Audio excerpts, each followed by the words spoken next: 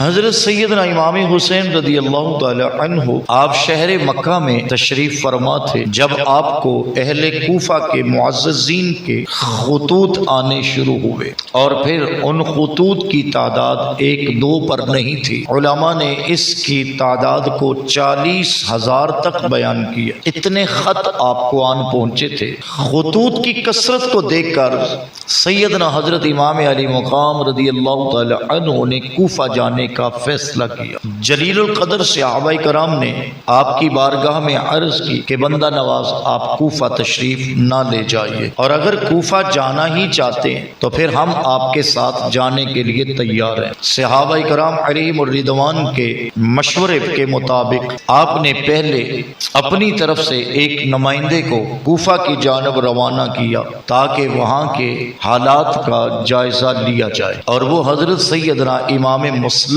بن عقیل رضی اللہ تعالی عنہ تھے، جن کی شہادت اور ان کے بچوں کی شہادت پر دو ایک باتیں آپ کے سامنے رات کو ہم نے بیان کی۔ جب سیدنا حضرت امام مسلم بن عقیل رضی اللہ تعالی عنہ کوفہ میں پہنچے تھے تو اہل کوفہ نے امام علی مقام رضی اللہ تعالی عنہ کا نمائندہ ہونے کے ناطے آپ کا بہت شاندار استقبال کیا اور آپ کے ہاتھ پر بیعت بھی کی۔ اہل کوفہ کی یہ باتیں دیکھ کر سیدنا حضرت امام مسلم بن عقیل رضی اللہ تعالی عنہ نے حضرت امام علی مقام رضی اللہ تعالی عنہ کے نام خط لکھ دیا تھا کہ حضور والا حالات ٹھیک ہیں، سازگار ہیں، لوگوں نے احسن طریقے سے استقبال بھی کیا ہے اور آپ کے آنے کے منتظر بھی ہیں، آپ تشریف لے آئیے۔ سیدنا حضرت امام علی مقام رضی اللہ تعالی عنہ کی جانب یہ خط جب لکھ دیا گیا تو اس کے بعد کوفہ کے حالات بدل گئے۔ وہ میں نے عرض کیا تھا رات کو کہ یزید کو اس بات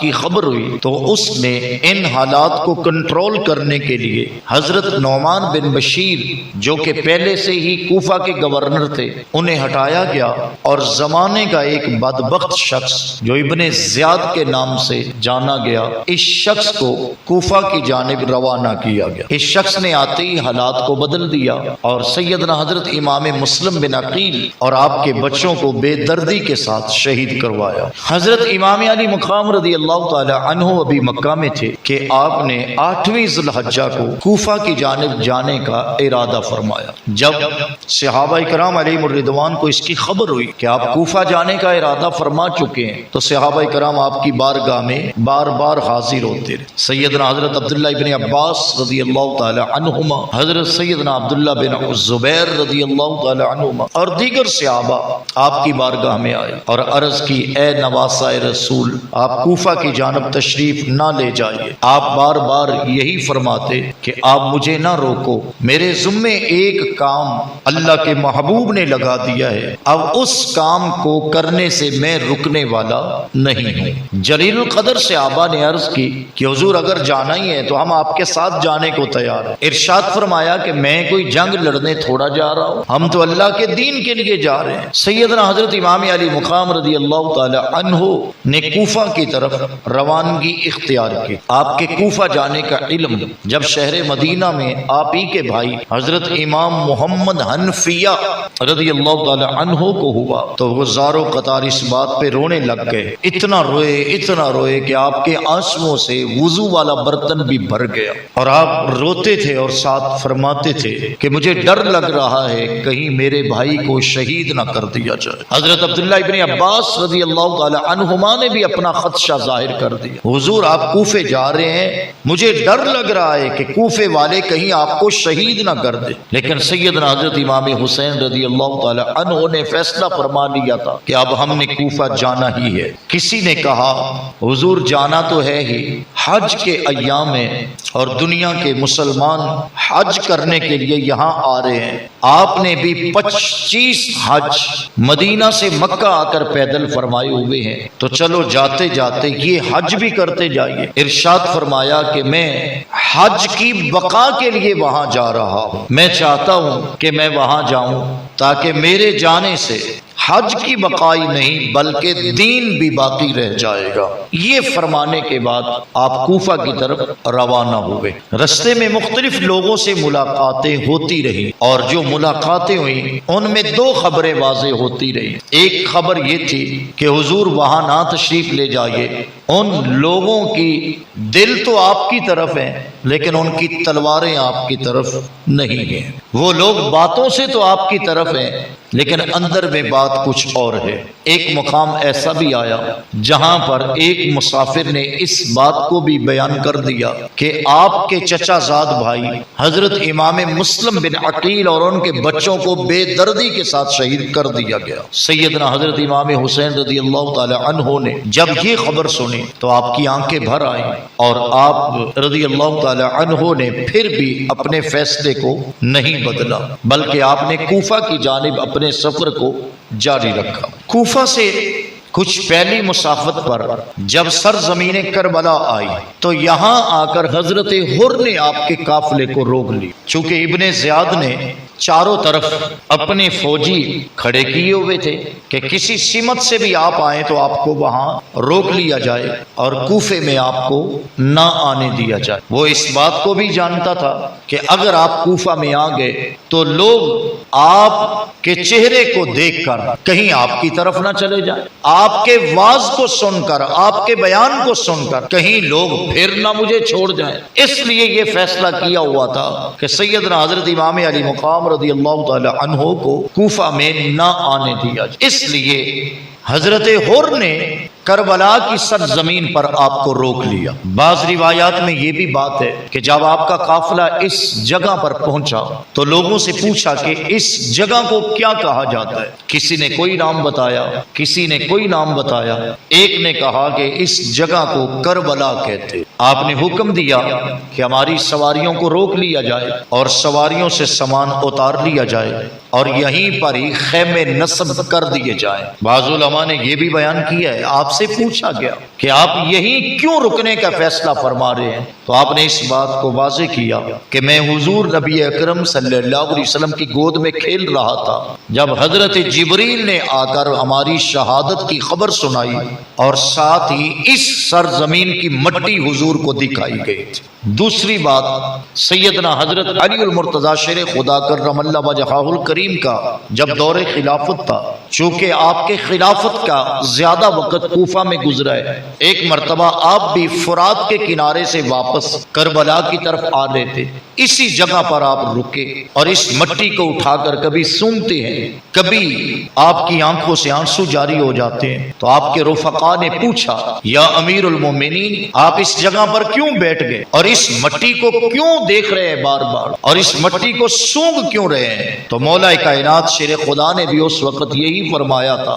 کہ میں اس مٹی کو اس لیے سونگ رہا ہوں اور اس مٹی کو اس لیے دیکھ رہا ہوں کہ ایک دن آئے گا اسی مٹی پہ میرے بیٹے حسین کو پیاسا شہید کیا جائے گا۔ اس لیے وہاں پر آپ نے خیمے لگانے کا فیصلہ کیا۔ مذاکرات ہوتے رہے۔ سیدنا حضرت امام علی مقام رضی اللہ تعالی عنہ کے واعظ اور آپ کے خطبات کتابوں کے اندر درج ہیں جو آپ وہاں پہ فرماتے رہے، اور حر اور اس کی فوج سے یہ واعظ ہوتا رہا، کیا آپ ہمیں پہچانتے نہیں ہیں؟ ہم کون لوگ ہیں؟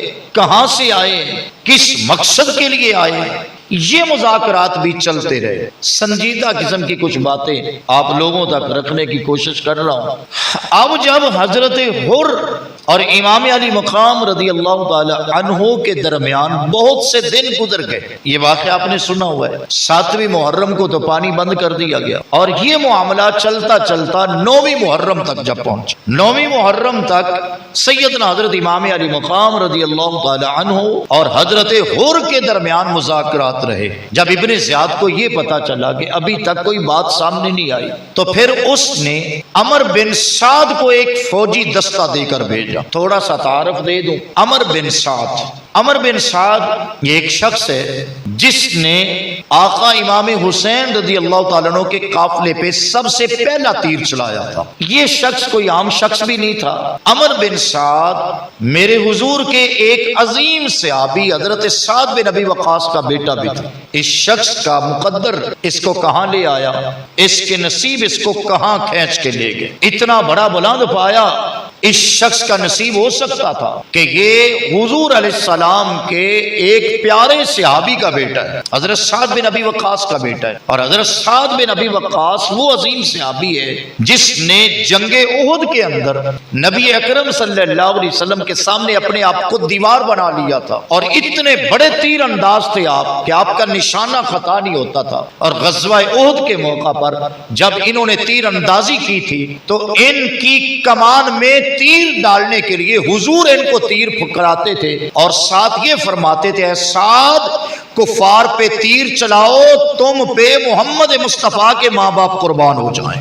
یہ وہ حضرت سعد بن ابی وقاص ہے۔ زمانے نے آج تک میرے حضور کی بارگاہ میں یہ عرض کی ہے، فدا کا ابی و امی یا رسول اللہ صلی اللہ علیہ وسلم، یا رسول اللہ آپ کے نام پر ہمارے ماں باپ قربان ہو جائے۔ یہی ہر امتی عرض کرتا ہے، یا رسول اللہ صلی اللہ علیہ وسلم آپ کے نام پر آپ پر ہمارے ماں باپ قربان۔ لیکن حضرت سعد بن ابی وقاص وہ صحابی تھا جس نے ایسی جرت سے جنگ لڑی تھی کہ آقا نے ان کو فرما دیا تھا، اے سعد تجھ پہ میں محمد کے ماں باپ قربان ہو جائے۔ اور پھر آقا کریم صلی اللہ علیہ وسلم نے ان کو دعا دی تھی کہ یا اللہ میرے سعد بن ابی وقاص کی ہر دعا کو قبول فرمانا۔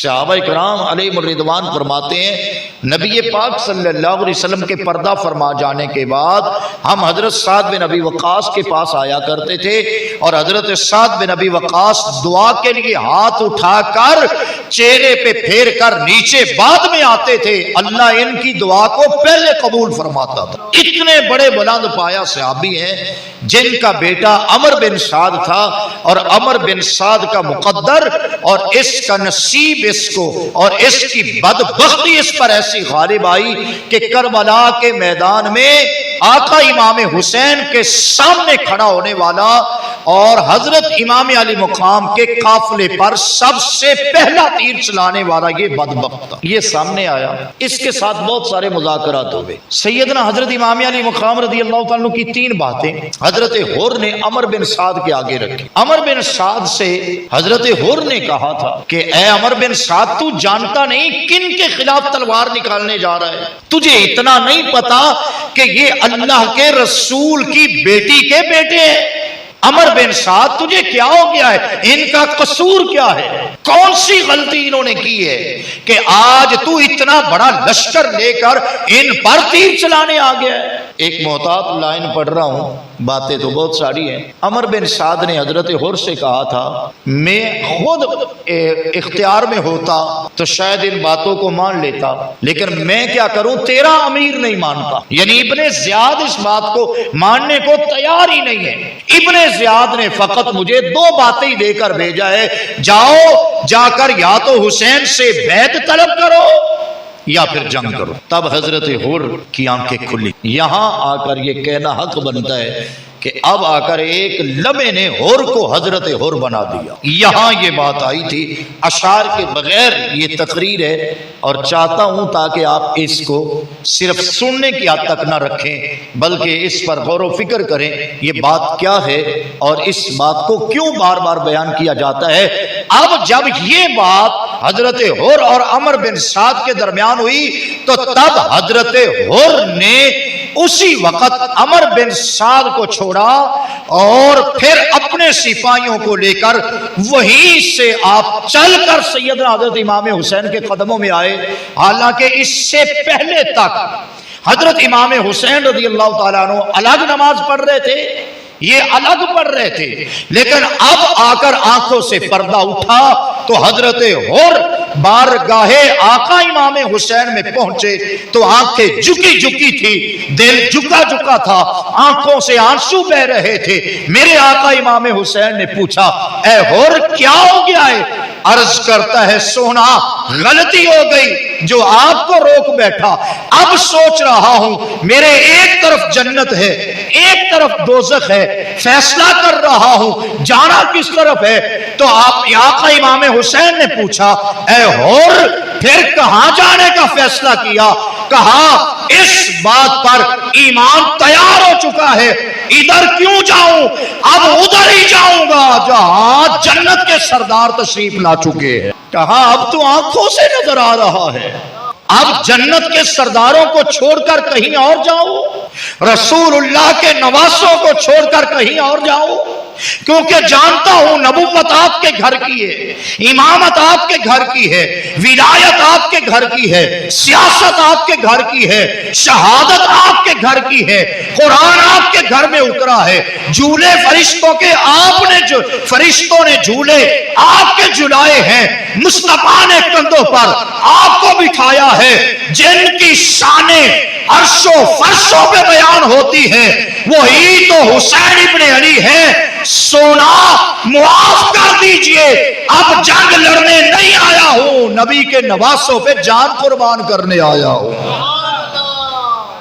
اب یہ حضرت ہور نے فیصلہ، عمر بن سعد کے مقدر کو کبھی کبھی پڑھتا ہوں، بہت ساری کتابیں سنوان پہ، اس کو اس کے اپنوں نے بڑا سمجھایا۔ عمر بن سعد بندہ بانی تو یہ کہتا تھا کہ تمہیں نہیں پتا، تمہیں پتا ہے کہ اس جنگ کے بدلے میں مجھے کہاں کی حکومت ملنے والی ہے۔ ایک الگ بات ہے یہ دنیا اور دنیا کا مال و متاع، یہ ایسی غفلت کی پٹی ہے کہ یہ پھر کچھ دیکھنے نہیں دیتا۔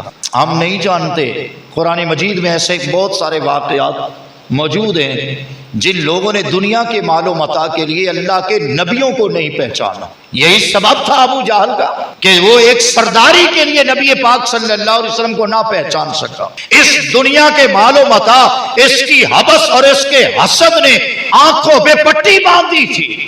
عمر بن سعد اتنے بڑے صحابی رسول کا بیٹا ہو کر دنیا کے لالچ کے اندر ایسا پھنسا کہ پھر اسے حضرت امام حسین بھی نظر نہ آئے، لیکن ماننے والے وہ لوگ تھے جو آقا امام حسین کے چہرے سے محمد عربی کا دیدار کیا کرتے تھے۔ اب یہ ابھی باتیں چل رہی تھی، بات کو تیزی سے آگے پڑھتے ہیں وقت کے پیش نظر، کہ زمانے کا ایک اور بدبخت جس کا نام ہی بدبختی میں آگے ہے، شمر، اس کو روانہ کیا گیا ابن زیاد کے حکم پر۔ اس نے آ کر جنگ کو پھر مزید بھڑکایا اور عمر بن سعد سے کہا کہ تجھے کس بات کی دیر ہے، کیا تیرے پاس اختیار نہیں ہے، آرڈر نہیں ہے؟ دو ہی باتیں ہیں، حسین ابن علی سے دو باتیں کرو، یا تو وہ بیعت کرنے کو تیار ہو جائیں وگرنہ جنگ ہے۔ سیدنا حضرت امام علی مقام رضی اللہ تعالیٰ عنہ اس وقت ایک کتاب کے مطابق آپ اپنے خیمے کے قریب تلوار کا سہارا لے کر یوں آرام فرماتے۔ بات شاید کہنے کو آسان ہے، ظاہر ہے اتنا لمبا سفر تھا، پھر کربلا میں کیا کے حالات کیا ہو گئے، پھر پانی کا سلسلہ بند تھا، ایک پریشانی تو لاحق ہوتی ہے، بچے ساتھ ہیں، خواتین ہیں، اور خواتین بھی تو کوئی عام نہیں تھی، یہ تو وہ شہزادیاں تھیں جن کی عظمت و شان کو رب کے قرآن نے بیان فرمایا ہے۔ آپ اس طرح ٹیک لگا کے تھے، شام کا وقت تھا، عمر بن سعد نے جو ہے وہ جنگ کا طبل بجا دیا، شور مچ گیا کہ ابھی ہم حملہ کریں گے۔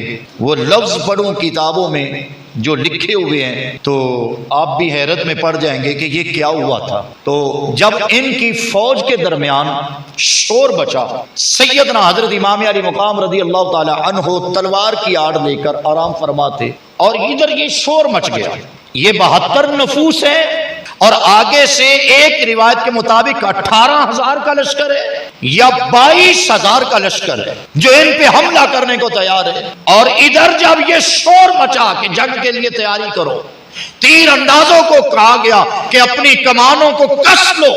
جب یہ شور مچا اور یہ شور سادات کے خیموں تک پہنچا، سیدہ زینب پاک خیمے سے باہر تشریف لائیں، آقا امام حسین کو جگایا، کہا بھائی جان جاگیے، شور سن رہے ہیں؟ تو سیدنا حضرت امام حسین رضی اللہ تعالیٰ عنہ فرمانے لگے بہن میں نے ابھی ایک خواب دیکھا ہے اور اس خواب میں مجھے نانا جان کی زیارت ہوئی ہے اور آقا فرما رہے تھے میرا بیٹا حسین تو ہمارے پاس آنے کے لیے تیار ہو جا۔ اب یہ ادھر سے شام کے وقت تیر چلانے والے سیدنا امام عالی مقام رضی اللہ تعالیٰ عنہ تمام حجت کے لیے وہاں تشریف لے گئے، پھر واز فرمایا ان سے اے لوگوں مجھے پہچانو، میرا حق پہچانو، جانو کہ میں اللہ کے رسول کی بیٹی کا بیٹا ہوں۔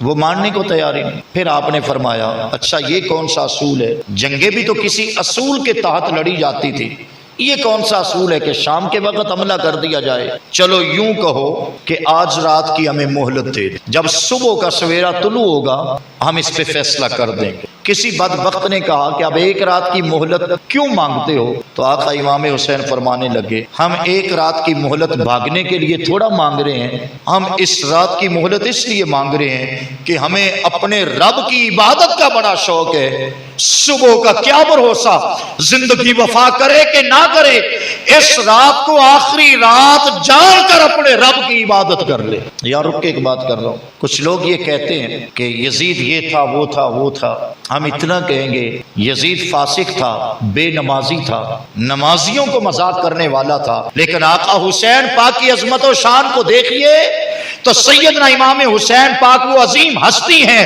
جن کی کربلا کے میدان میں آ کر بھی تہجد قضا نہ ہو سکی۔ آقا امام حسین پاک کی اس محفل میں آنے والوں، عظمت اہل بیت سننے والوں، آقا امام حسین اور آپ کی آل سے محبت کرنے والوں، آقا امام پاک کی محبت ہمیں یہ بتاتی ہے حالات جیسے بھی ہو جائیں لیکن اللہ کی عبادت کو نہ چھوڑا جائے۔ یہ درس دیتا ہے ہمیں کربلا۔ میرے دوستوں اور میرے بزرگوں، وہ رات کیا تھی؟ یہاں پہ بات ہم ختم کر رہے ہیں۔ وہ رات یہ تھی کہ آپ نے چراغ بجھا دیے اور اپنے رفقا سے فرمایا دیکھو ان کا معاملہ میرے ساتھ ہے، تمہارے ساتھ نہیں۔ میں تمہیں یہ کہوں گا رات کے اندھیرے میں تم یہاں سے اٹھو اور واپسی کی راہ لے لو۔ چراغ اس لیے بجھائے گئے تاکہ چہرے کو جو چہرے کا لحاظ ہوتا ہے وہ بھی نہ رہے۔ ممکن ہے بات میں تقریر کر رہا ہوں، کسی کا اٹھنے کا جی ہو اور وہ اس لیے نہ اٹھ رہا ہو کہ میں اٹھوں گا تو مولانا صاحب کہیں مجھے دیکھ لیں گے، اور لائٹ چلی جائے، بتیاں بجھ جائیں تو پھر اٹھنا آسان ہوتا ہے۔ اس لیے چراغ بجھا دیے گئے تاکہ کوئی اس بات سے بھی نہ رک سکے۔ جب آپ بار بار یہ فرماتے رہے اے میرے ساتھ آنے والوں تم واپس چلے جاؤ، تو تب انہوں نے یکساں ایک زبان یکجا ہو کر کہا اگر آپ کو یہاں تنہا چھوڑ کے چلے جائیں تو کتنے سال اور جی لیں گے، کتنے دیر اور جی لیں گے، آخر اس دنیا سے جانا تو ہے، کل قیامت کو حضور کو کون سا منہ دکھائیں گے؟ کہ ہم آپ کے بیٹے کو تنہا چھوڑ کے چلے گئے؟ بس پھر حکم ہوا کہ آج کی رات جی بھر کے عبادت کر لو۔ پھر کس شوق سے قرآن پڑھا گیا ہوگا اہل بیت اطہار کے خیموں میں۔ صبح کا سویرا طلوع ہوا، اپنے 18 سال کے گبرو جوان بیٹے کو حکم دیا علی اکبر اٹھو اور آج ہمیں اذان سنا دو۔ اس اذان میں کتنا درد ہوگا اور کیسے درد و گداز کے ساتھ حضرت امام علی اکبر نے آخری اذان سمجھ کے پڑھی ہوگی اور وہ کیسے پڑھی گئی ہو۔